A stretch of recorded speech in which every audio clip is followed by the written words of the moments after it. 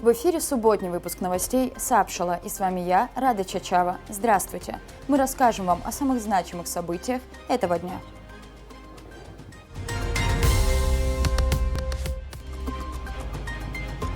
В сегодняшнем выпуске юбилей художника Адгурадзидзария, именитому живописцу, исполнилось 70 лет.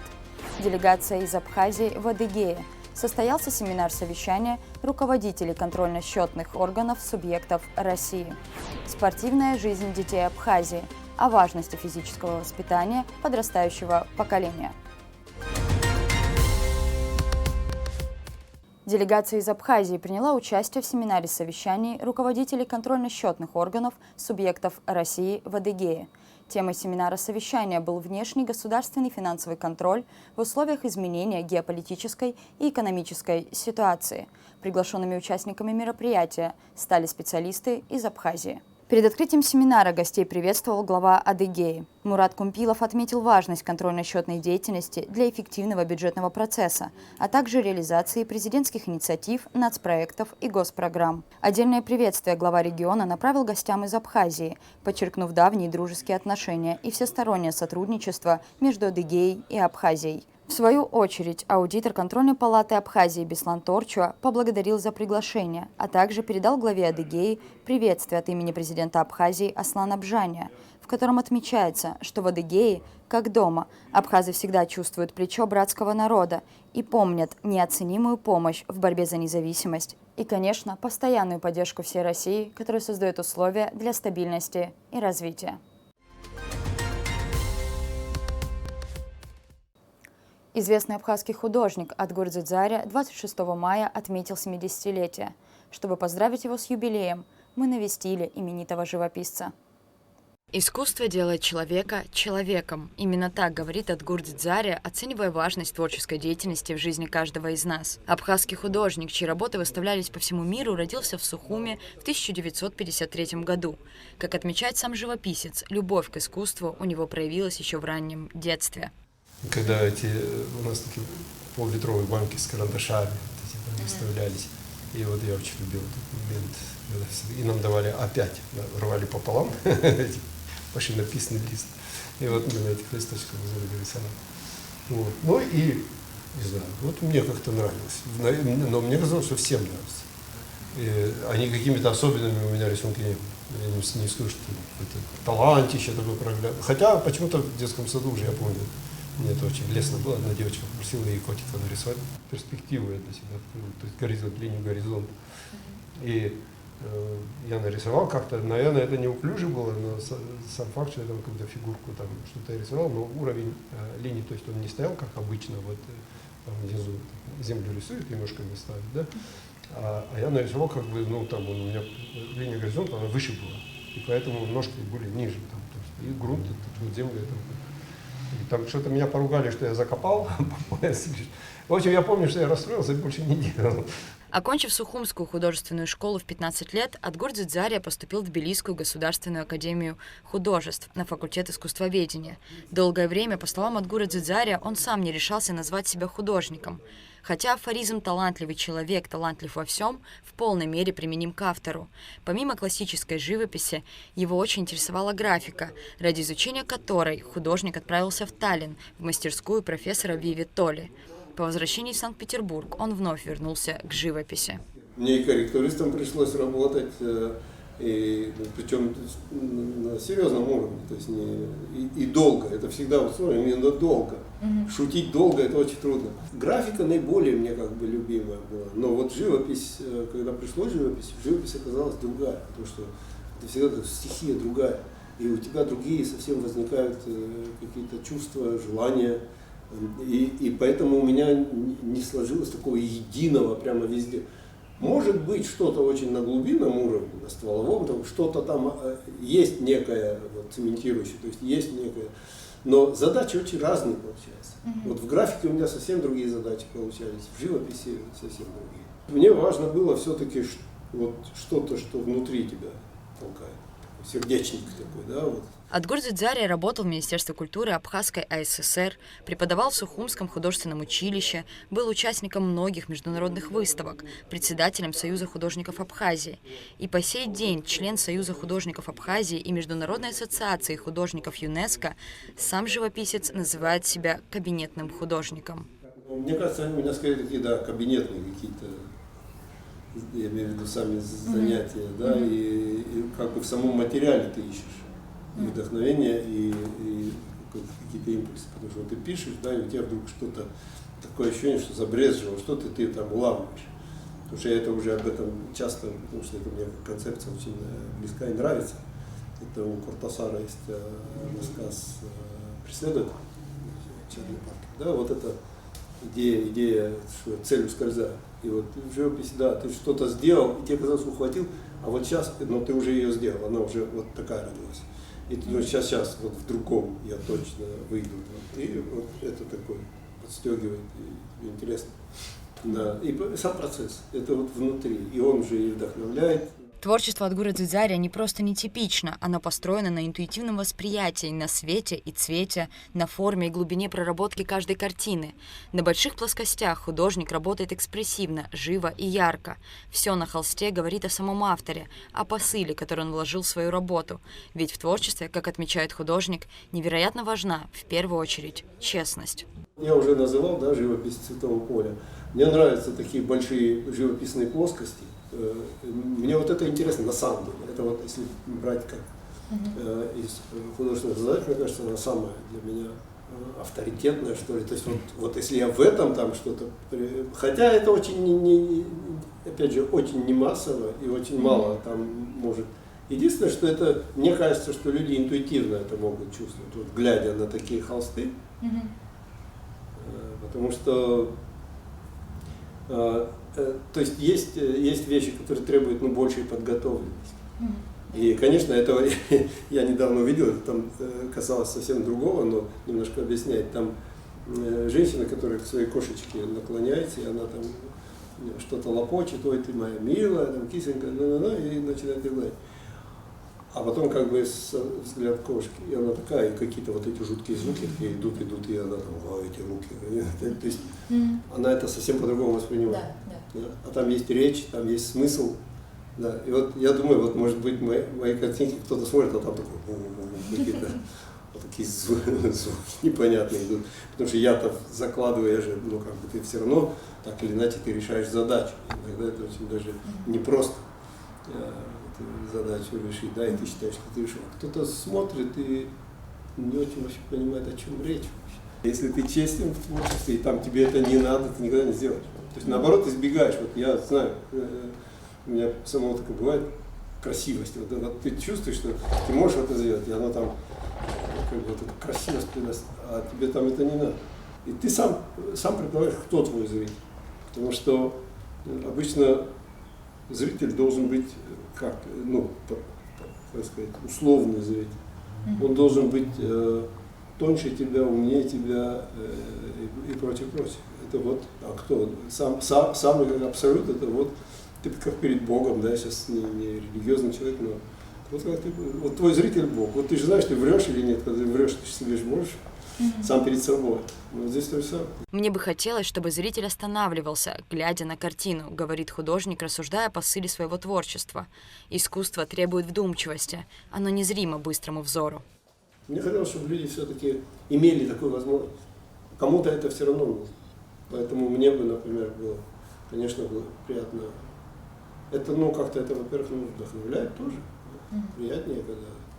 Но когда, да, говорят, ой, как там, да, ой, здорово, но я чувствую, что это не то, что не искренне, но просто хочется, чтобы правда это сработало, да, и человек получил вот тот заряд, который ты вкладываешь. Это свой язык. И он, вот, поэзия, это вот как кто-то там наставил, кто-то Шаламов, что это другим местом пишется поэзия, вот от прозы, чем, говорит, отличается. Проза это вот как бы одной частью мозга, а поэзия она из другого растет. И вот когда, если говорить про живопись, то же самое. Вот абстрактная живопись такая, честная абстрактная живопись, она из другого растет, совсем. Вот как поэзия. Вот музыка. Музыка же вообще, вот, ну, в абстракции это музыка чаще всего. Многие великие умы столетиями размышляли о важности искусства в жизни каждого человека и в истории человечества в целом. Искусство смывает пыль повседневности с души или же является зеркалом, в которое смотрит зритель. Адгур Дзидзария говорит, что, по его мнению, роль творчества во многом ведущая и неоценимо важная. Человек без искусства – это вообще животное. К сожалению, у нас это вот такой какой-то процесс, вот такая профанация идет, да, то есть упрощенчество. И как бы вот, ну, такое какое-то определено место, ну, вот там пошли, повесили на стенку, эти пришли, посмотрели, и все как бы. То есть вот нет какой-то социальной силы, что ли, искусства. Как язык, это часто был язык довольно мощный даже, ну, в социальном плане. Сейчас это совсем нет.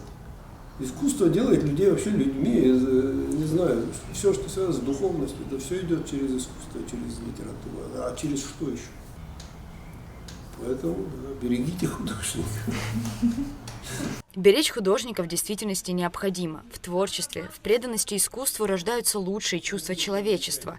И, как писал Винсент ван Гог, ищите же света и свободы, и не погрязайте слишком глубоко в болоте жизни. Рада Чачава, Заур Кварча, Абхазское телевидение.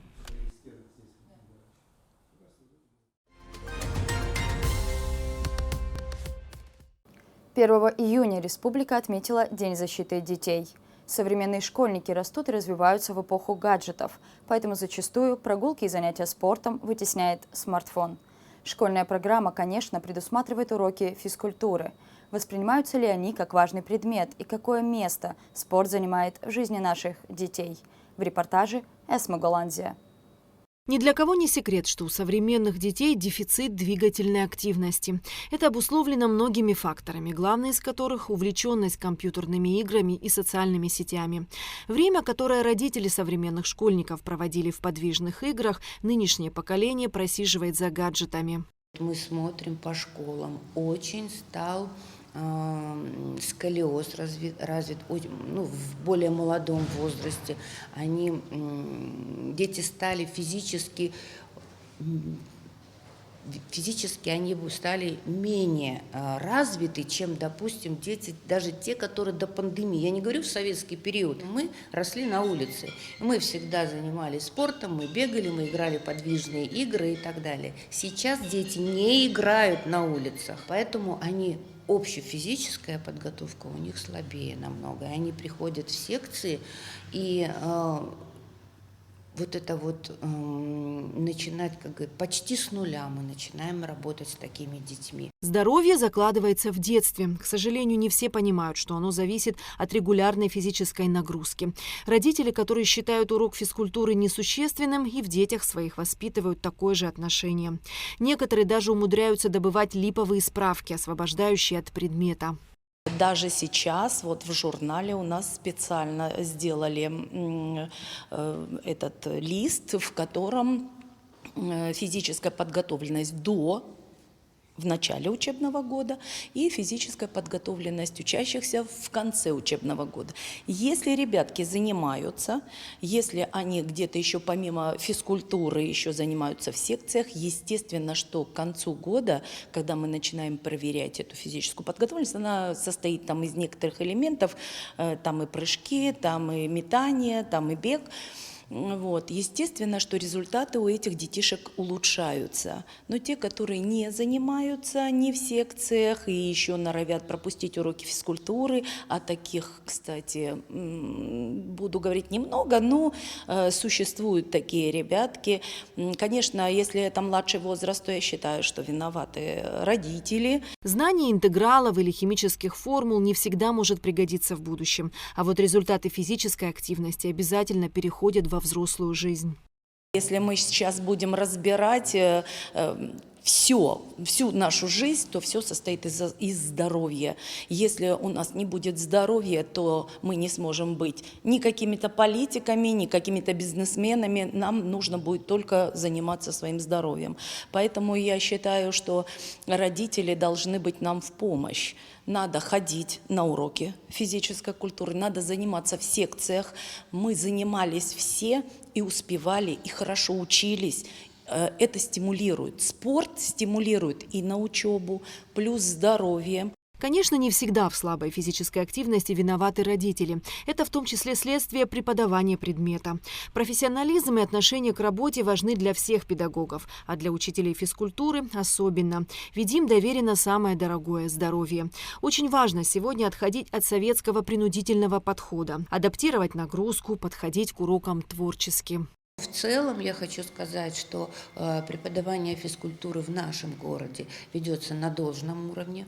У нас очень много, где-то 40% у нас преподавателей с высшей категории.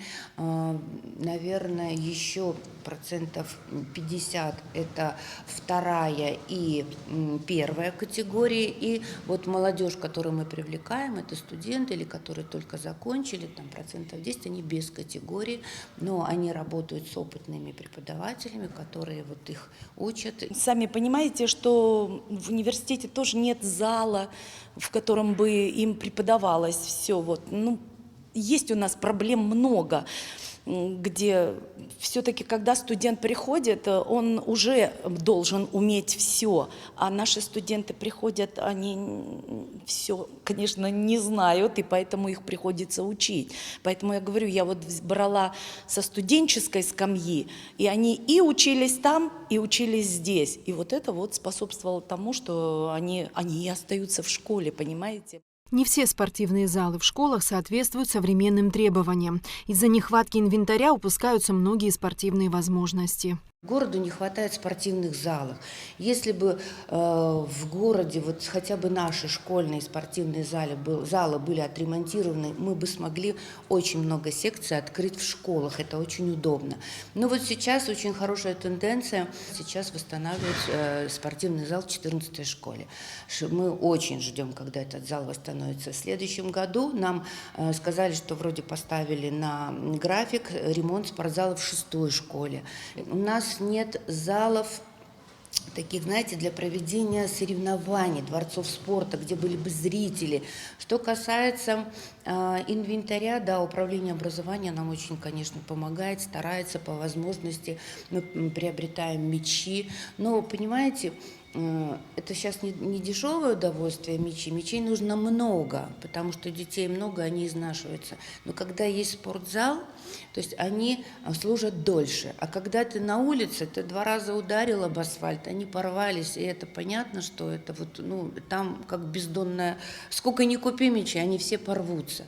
Кроме того, спорт не только про здоровье. Физические тренировки формируют характер. Люди, регулярно занимающиеся спортом, более волевые. Им проще находить стимул и мотивацию к действию.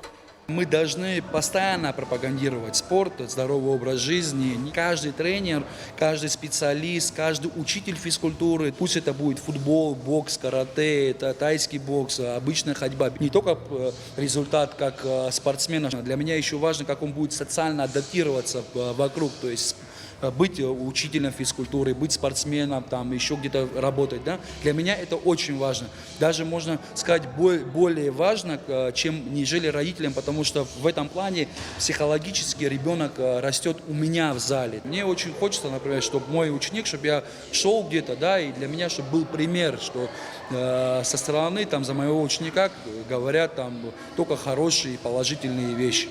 Понятно, что проблема не может решаться только силами одной стороны. Физическое воспитание осуществляется в процессе семейного, школьного, дополнительного образования. Ведь здоровье ребенка – это однозначно здоровье нации. Исмагуланзе, Алексея Гухава, Абхазское телевидение.